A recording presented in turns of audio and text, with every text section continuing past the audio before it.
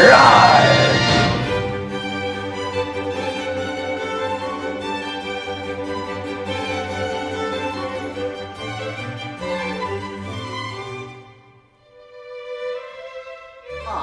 Good evening. The Constitution of the United States of America. It is a blessing, but it can also, on occasion, be a curse. The amendments to the Constitution can be exceedingly tricky to apply to the aspects of everyday life, and none are more so than the very first of them. Aha, the First Amendment. How does one define the freedom of speech?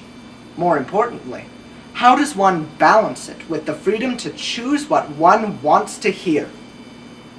Come with me on a fantastical journey throughout history, and I will show you a landmark struggle, the repercussions of which would echo for decades to come.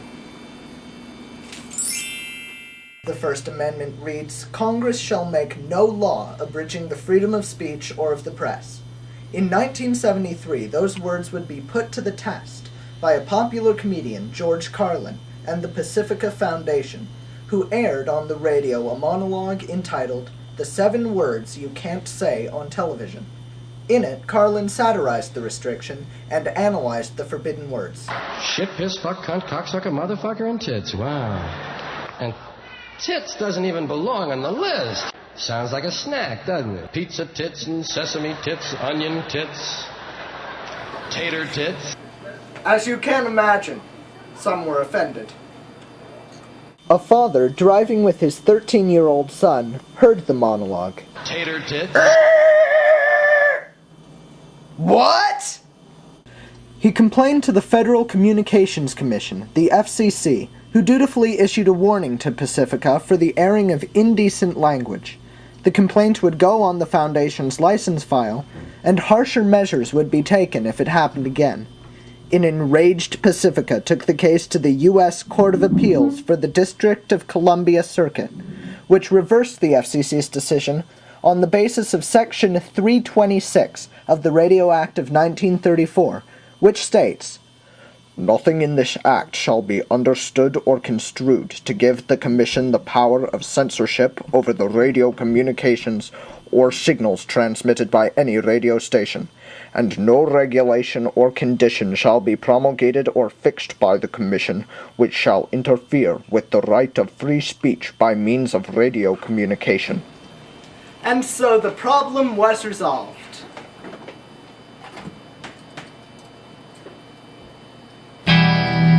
Was it? The FCC appealed the case to the Supreme Court, presided over by Chief Justice Warren E. Burger. On July 3, 1978, the opinion of the court was delivered. The judgment of the Court of Appeals was to be reversed on the basis of United States Code Title 18, Section 1464, which provided, "Whoever utters any obscene, indecent, or profane language by means of radio communication shall be fined under this title or imprisoned not more than 2 years, or both." In addition, Section 326, while forbidding direct control over broadcasts, did not deny the FCC the right to review completed material and issue fines. Justice John Paul Stevens delivered the opinion of the court. Of all forms of communication, broadcasting is the most limited First Amendment protection. Among the reasons for specially treating indecent broadcasting is the uniquely pervasive presence that medium of expression occupies in the lives of our people. Broadcasts extend into the privacy of the home, and it is impossible to completely avoid those that are patently offensive. Broadcasting, moreover, is uniquely accessible to children. And so the FCC was granted the right to review and fine radio broadcasts because of the pervasiveness of the medium. There are definitely upsides and downsides to this decision. Opponents argue that vague wording in the laws sets a dangerous precedent. Well, you see, it's all in the semantics. There's no reason someone can't decide that the internet or cable, TV or the newspapers are pervasive. And how do you decide what we can say? Obscene and profane are explanatory enough, but what does indecent mean necessarily? What's to stop some judge from deciding that political or social criticism is indecent, that threatening to fine an organization for what it says is just censorship by incentive? The end result is still the same. Of course, that is not the only valid argument. So how can we be assured of our right to privacy? Sure, it's unfair to prevent people from saying what they want to say, but isn't it also unfair to force people to either listen to something they don't want to listen to, or to listen to nothing at all? There should be some sort of assurance that we can turn on our radio without being offended.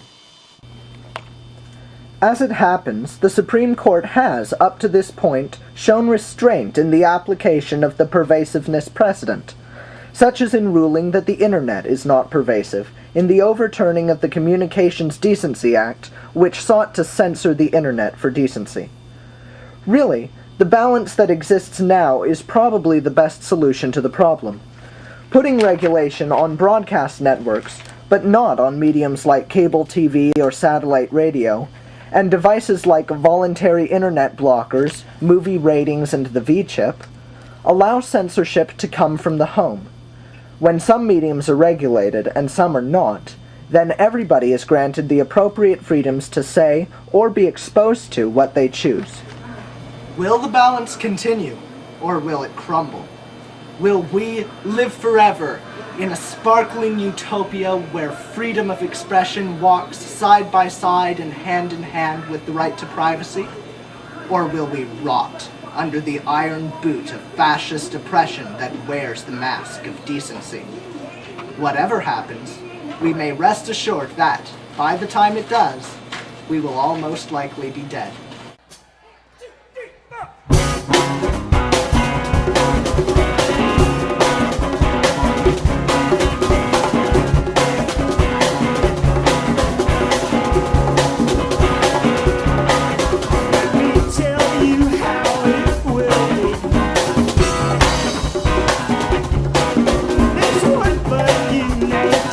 For